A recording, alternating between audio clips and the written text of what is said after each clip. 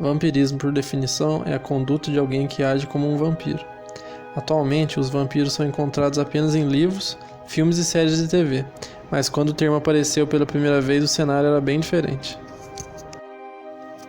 Os vampiros surgiram no início do século XVIII, na fronteira da Áustria com a Hungria. Várias fontes afirmam que a palavra vampiro foi escrita pela primeira vez em 1725, no relatório de um médico do exército do Sacro Império Romano Germânico. Ao chegar às terras dos povos eslavos, os austríacos se depararam com um relato sobre essas estranhas criaturas, das quais nunca tinham ouvido falar.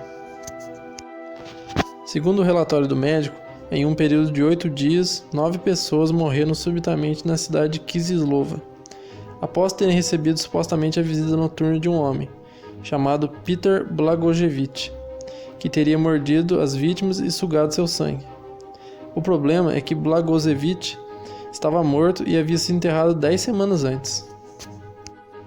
Para pôr um ponto final nas mortes, os moradores de Kislova se reuniram no cemitério do vilarejo, convocaram tanto o padre quanto um representante do governo. Desenterraram Peter e, depois de confirmar que seu corpo supostamente mostrava sinais de vampirismo, como não ter se decomposto e ter a barba, cabelos e unhas crescidos, também viram que havia sangue fresco em seus lábios, e ao ter o peito perfurado por uma estaca, sangue fresco jorrou de seus ouvidos e boca. Após isso, seu corpo foi cremado e por fim as mortes cessaram. Um jornal de Viena publicou a notícia, e o fenômeno se espalhou pela região. Em poucos anos, o vampirismo parecia ter se tornado uma epidemia na Europa Oriental.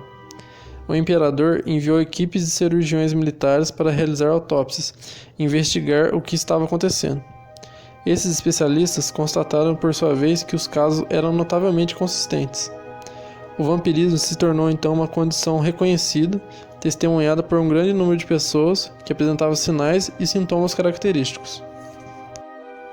No Brasil, um caso na década de 70 gerou tanta comoção que chegou às manchetes dos jornais. Em fevereiro de 1973, Valdemir Gomes, taxista, por muito pouco quase teve seu sangue sugado por uma criatura que ele disse ser um vampiro. Ao se aproximar do município de São Roque, no estado de São Paulo, o taxista resolveu parar no restaurante para se alimentar.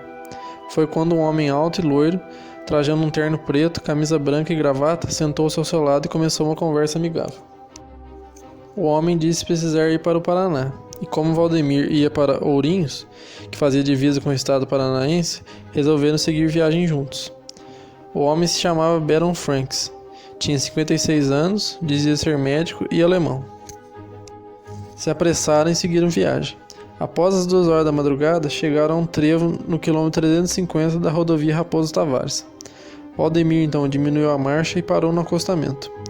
O médico agradeceu cordialmente com uma nota de 50 cruzeiros dada ao motorista. Ao entrar no carro após se despedir, Valdemir foi alertado pelo mesmo médico que o pneu traseiro esquerdo estava furado.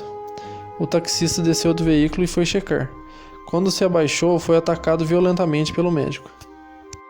De início, ele pensou se tratar de um assalto, mas logo percebeu que fora atacado por um monstro.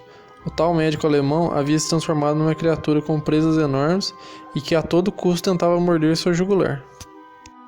Extremamente religioso, o velho taxista lembrou-se de sua pequena medalha de Padre Cícero, que sempre trazia pendurado em seu pescoço. E com uma oração desesperada ele conseguiu amainar a fúria da medonha criatura, que sem balbuciar uma palavra desapareceu no acostamento.